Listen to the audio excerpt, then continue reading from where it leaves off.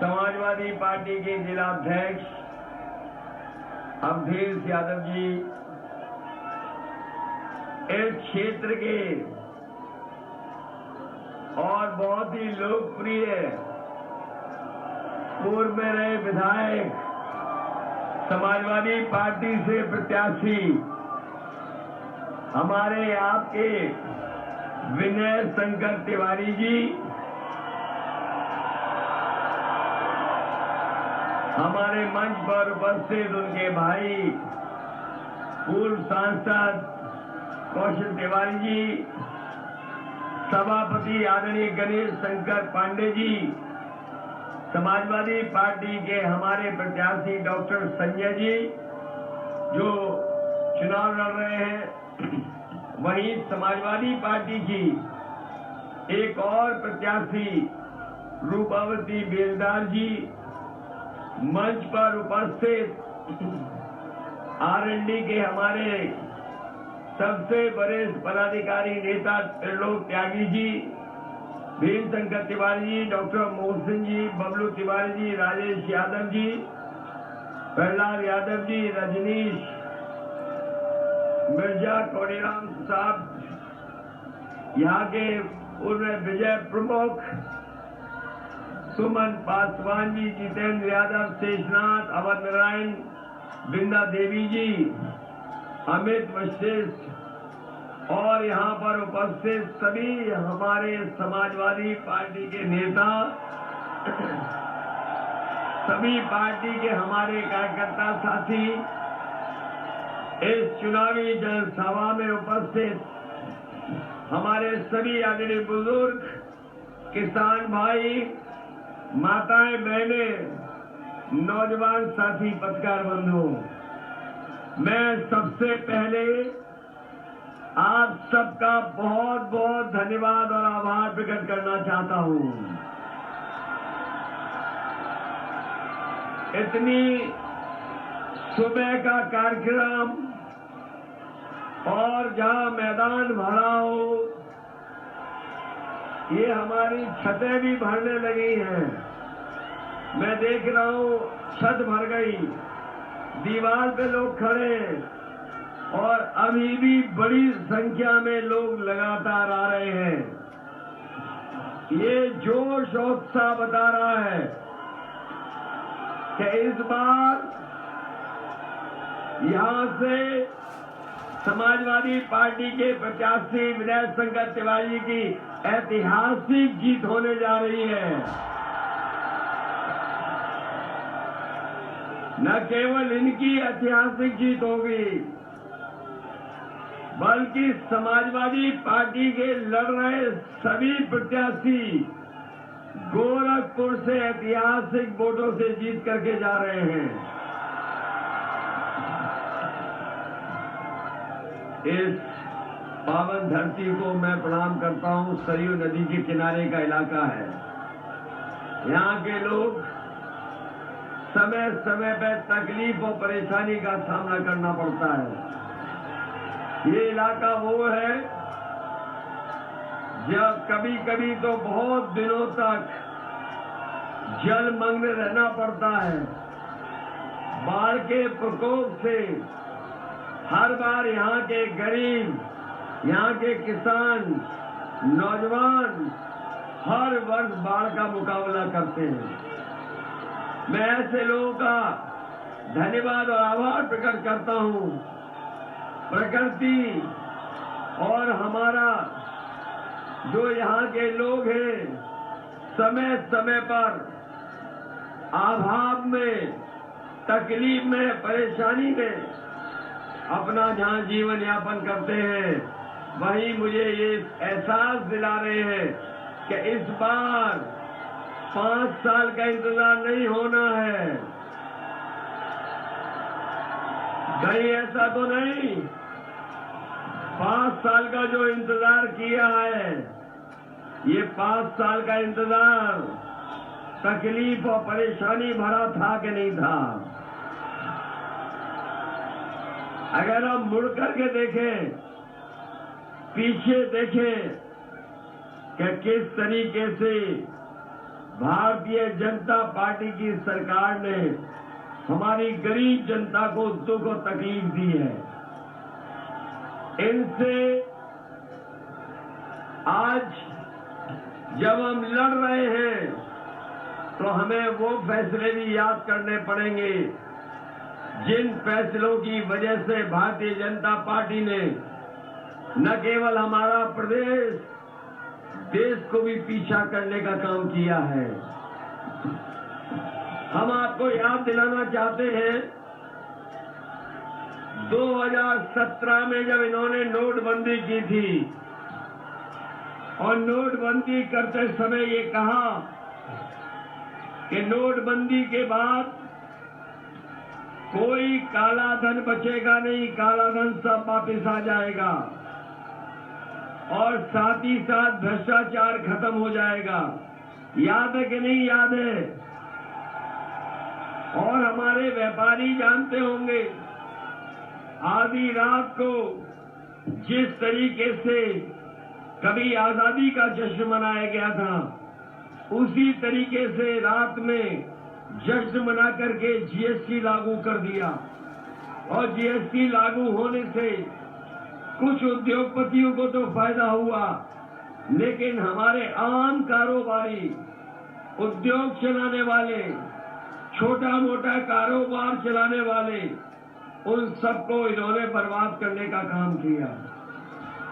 न केवल ये याद करना है, बल्कि याद कीजिए यही बीजेपी के लोगों ने कहा था कि हवाई चप्पल पहनने वाला हवाई जहाज में उड़ेगा।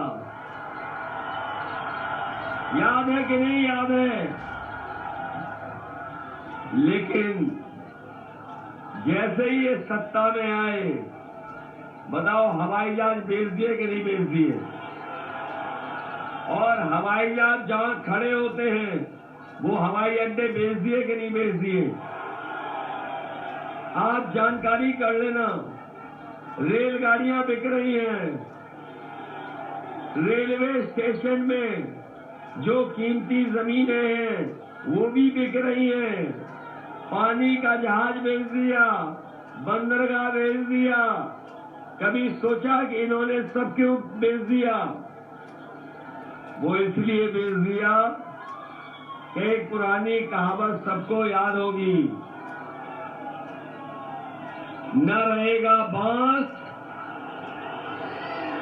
जब सब बिक जाएगा तो फिर क्यों नौकरी और रोजगार देना? बताओ, नौकरी और रोजगार खत्म हो गए कि नहीं खत्म हो गए? इन नौजवानों ने 5 साल इंतजार किया कि नहीं किया? और बाबा मुख्यमंत्री तो यही के थे, बाबा मुख्यमंत्री तो यही के थे। ये किसको नौकरी देते रहे, किसको रोजगार देते रहे?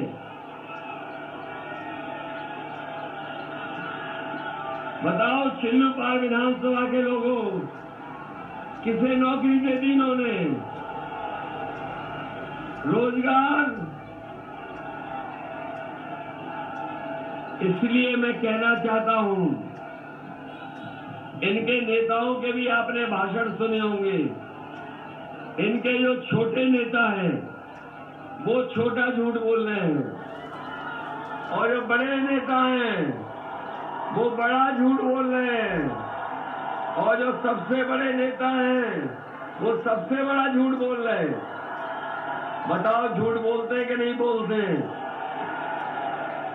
किसान भाइयों, आपके लिए कहा था कि किसानों की आय दोगुनी हो जाएगी। किसी की आय दोगुनी हो गई और जब आपने फसल पैदा की होगी, अगर आप खरीद केंद्र पे ले गए होंगे तो आपको उसकी कीमत नहीं दे पाई सरकार।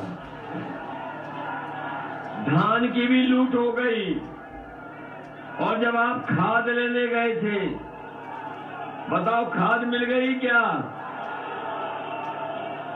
सुना है फर्टिलाइजर का प्लांट तो यही लग गया है, आसपास लगा है, लेकिन आपको खाद नहीं दे पाए, डीएपी नहीं दे पाए, और जब बोरी देखी होगी तो बताओ बोरी में से 5 किलो की चोरी हो गई कि नहीं हो गई?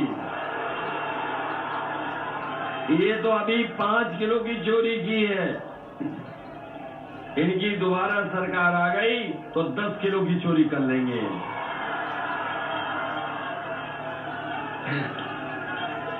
इसलिए सावधान हो कि नहीं सावधान?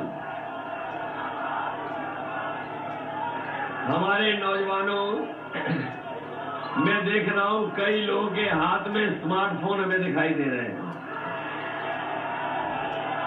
जिधर देखता हूं उधर मुझे थोड़े थोड़े स्मार्टफोन दिखाई दे रहे हैं। ये वही स्मार्टफोन तो नहीं जो बाबा जी ने दिए हैं। बाबा जी तो कह रहे थे हमने 1 करोड़ दे दिए। उन्होंने कहा लैपटॉप भी दे देंगे। लैपटॉप मिला किसी को? और आपको देते भी क्यों? क्योंकि बाबा जी खुद चलाना नहीं जानते। और उनकी एक तस्वीर देखी होगी आपने, जिसमें वो खुद पूरब देख रहे हैं और जनता पश्चिम देख रही है। तब पता लगा कि इन्हें स्मार्टफोन भी चलाना नहीं जानते।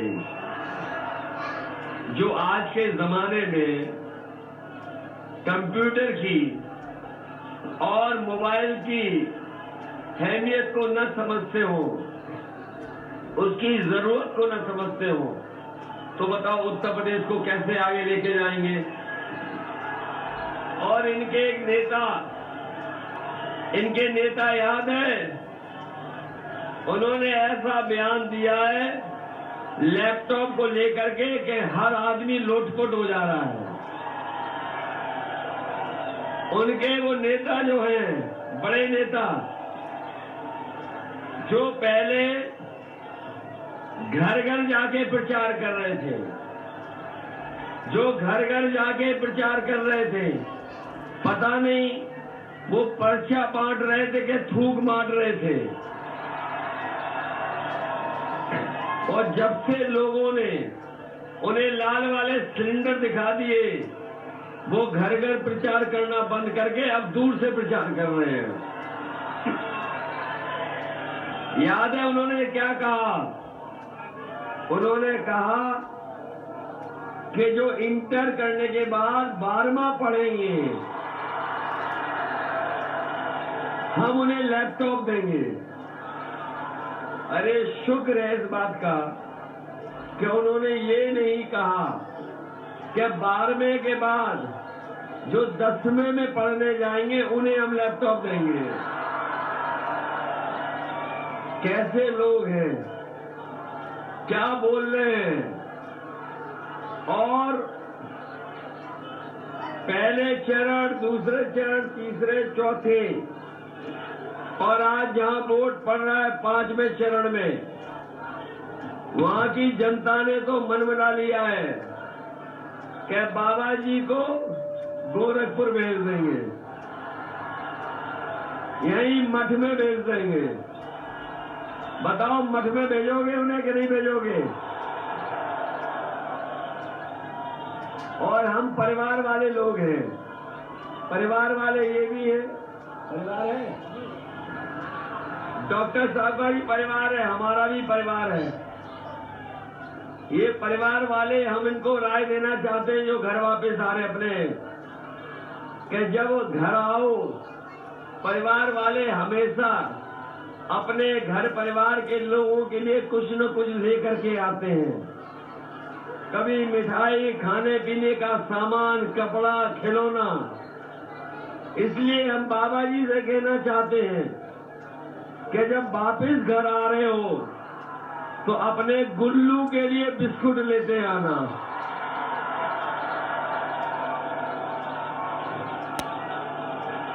जो उनका गुल्लू है उसके लिए बिस्किट लेते आना। और इधर आपने देखा होगा कि इन्होंने गौशाला में बहुत सारी गाय माताओं को रखा। इतनी लूट कभी नहीं हुई होगी जितनी भूसे के नाम पर, गाय मां की सेवा के नाम पर लूट हुई है। और हमारी गाय मां भूखी मर रही है।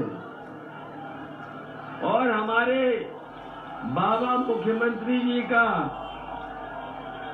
जो प्रिय जानवर है, जो हमारे बाबा मुख्यमंत्री का प्रिय जानवर है, बताओ सड़कों पे टक्कर मार के लोगों की जान ले रहा है कि नहीं ले रहा है? जो सरकार हजारों करोड़ गौशाला के नाम पर चट कर जाए, उनसे क्या उम्मीद करोगे? और जिन्होंने न केवल महंगाई बढ़ाई है, बेरोजगारी बढ़ाई है, बल्कि 11 लाख पद नहीं भर पाए ये लोग सरकार के। बताओ 11 लाख पद खाली है कि नहीं नौजवानों? इसलिए मैं आप नौजवानों से कहना चाहता हूं, आप समाजवादियों की सरकार बनाइए। मैं आपको भरोसा दिलाता हूं कि सरकार के जितने भी पद खाली हैं, उन पदों को भर करके अपने नौजवानों को नौकरी देने का काम समाजवादी लोग करेंगे। ये जो गर्मी निकालने की बात कह रहे थे, अक्सर हम सुन रहे हैं उनकी बातें। वो कह रहे हैं गर्मी निकाल देंगे। हम उन्हें कहना चाहते हैं, समाजवादी सरकार बनेगी तो हम नौजवानों के लिए भर्ती निकालेंगे और पुलिस में भी नौकरी निकालेंगे। बताओ भर्ती बंद है कि नहीं है? हमारे नौजवान मेहनत करके, भाग करके, दौड़ करके जो सुबह सुबह दौड़ लगाते हैं, वो तैयारी कर रहे थे भर्ती की, लेकिन इस सरकार ने 3 साल भर्ती नहीं की। हमारे नौजवान वर्दी नहीं पहन पाए हैं। इसलिए गर्मी निकालने वालों को हम कह के जा रहे हैं, समाजवादी सरकार बनेगी तो फौज में और पुलिस में नौकरी निकाल करके अपने नौजवानों को वर्दी पहनाने का काम करेंगे। न केवल 11 लाख फौज पुलिस, बल्कि बीएड वाले जानते होंगे, बीएड टेट वाले, बीएड टेट वाले जानते होंगे कि समाजवादियों ने तय कर लिया है कि आपको समायोजित करने का काम समाजवादी सरकार में होगा। ये हमारे बीपीएड वाले भी जानते होंगे कि इनकी मदद के लिए सुप्रीम कोर्ट तक मदद कर रहे थे। याद है कि नहीं याद है? इसलिए सरकार बनेगी तो इन बीपीएड वालों की भी मदद करने का काम समाजवादी पार्टी करेगी। बीपीएड वालों को रोजगार सेवक, ये हमारे लगातार मांग कर रहे हैं कि इनकी भी समस्या का समाधान हो। अनुदेशक हैं, जहां जहां मिल रहे अनुदेशक, हमने उनसे कहा है रोजगार सेवक और अनुदेशकों का सम्मान करना और उनकी मांगों का मानने का काम समाजवादी सरकार में होगा। ये उत्तर प्रदेश के 2013 वाली भर्ती, इनके साथ भेदभाव हुआ था। याद है वही लोगों जिनके साथ भेदभाव हुआ था? आप लोगों का नाम सूची में आ गया था और सूची में आने के बाद यही बाबा मुख्यमंत्री ने सूची बदल करके इनकी नौकरी छीनने का काम किया था। जब इनके साथी मिले थे तब भी मैंने कहा कि आप लोगों की कोई मदद कर सकता है तो वो समाजवादी पार्टी। इसलिए समय आ गया है, आपने 5 साल इंतजार किया है और इंतजार तो नहीं करोगे,